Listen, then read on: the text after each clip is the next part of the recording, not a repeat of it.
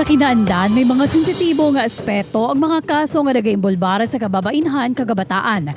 Sa sining nga rason nga gintukod ang Women and Children's Protection Desk sa Philippine National Police para may mga eksperto kag nagaintindi nga among magakapot sa sining nga mga kaso. Dugang pa sini para maduso man kag maproteheran ang kinamatarong sa kababainhan kagabataan batok sa pagpangabuso. Ini ang tutukan ta subong nga aga sa Spotlight. Sininga-aga ang dalayawo naman nga hinimuan sang WCPD ang aton subong istoryahan kakauputang hepe sang Women and Children's Protection Desk sang Iloilo Police Provincial Office nga si Major Maria Liza Nofuente subong man si Executive Master Sergeant Rodalyn Sorongon, Chief Clerk sang IPPO WCPP. Nga sang damlag lang, nagbaton sang pasidungog nagigan sa Southeast Asian Achievement Award. Good morning, ma'ams. Kag welcome sa GMA Regional TV Early Edition. Yes, have a safe and resilient morning, everyone. And I would like to greet our very active and very supportive new Provincial Director, si Police Colonel Ronaldo Palomo, and the IPPO's command group and IPPO staff, and of course, the WCPD from headquarters down to Municipal Police Station. Have a blessed morning, everyone. Okay, good morning man no sa tanan nga tumalanaw kag nagasubaybay sining. Ma'am, una-una gid, ano ang ining award nga inyo nabaton kag para sa ano ining nga inisyatibo sa ang aton opisina? Okay no, so ining amon award nga nabaton no halin sa Southeast Asian Achievement Award. So sa ang WCPD sang Iloilo Police Provincial Office nagbaton sang award sa kategory nga Most Outstanding and Inspiring Humanitarian Advocate Organization of the Year for the 4th Southeast Asian Achievement Awards nga ginhatag ini sang September 30 sa Manila Grand Opera Hotel. So, ini nga award, actually ang istorya wala kami sini Pormiro Cabalo. So, nag-receive kami may na-receive kami nga email. Tapos, ginbasa namon adto. Tapos, amo to nga, ma'am, do ka nami, sini we will join. Siguro, ini nga award nga ini, may kaangtanan ini sa kanagligad nga tuig nga na-receive man namon nga award. Siguro, somebody nag-endorse sa amon nga mag-join diri kay tungod tama ka nami. No? Kay kang last year, sa civil service, ginpasidunggan man ang WCPD IPPO sa during the most outstanding government worker nga ginhatag sang civil service. So nagbaton man ang WCPD sang Pag-asa Award. So siguro may kaangtanan ini no. So ang amon nga mga accomplishment, so amo adto ang amon man nga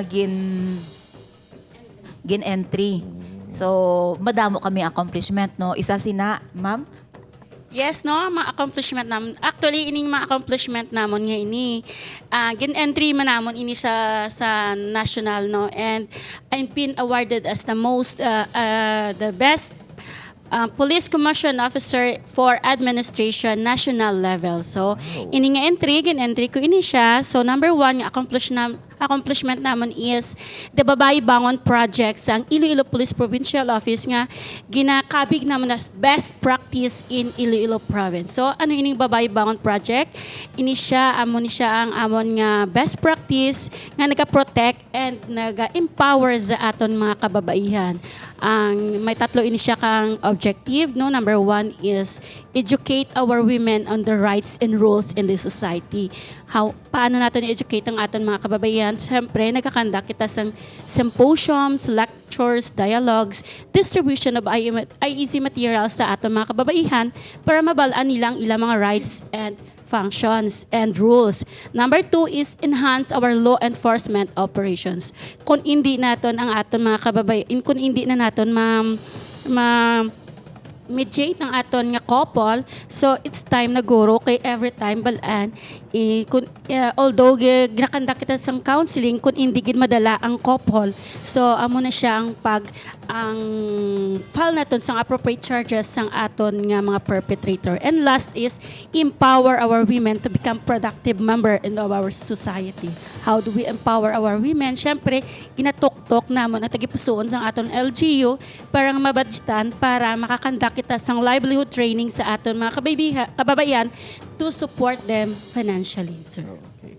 Ma'am, aside sa mga usual cases nga ginauyatan sa kapulisan, nga dapat may ara gid sang specific nga department nga nagauyat sa mga kaso nga imbulbado ang kababainhan kag mga kabataan.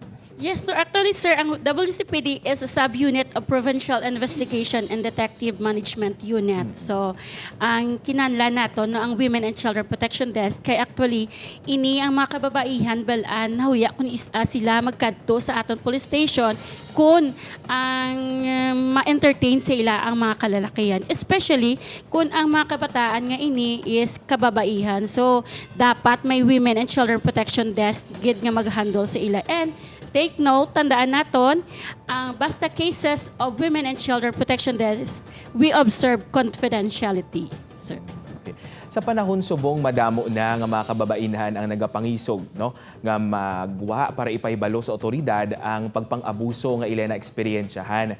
Kag may ara pagid sa gihapon galing nga nahadlok kag nahuya, ma'am. Ano ang aton mensahe sa ila? Gud mahaylo sila to come out and speak up about the abuses kila na experience.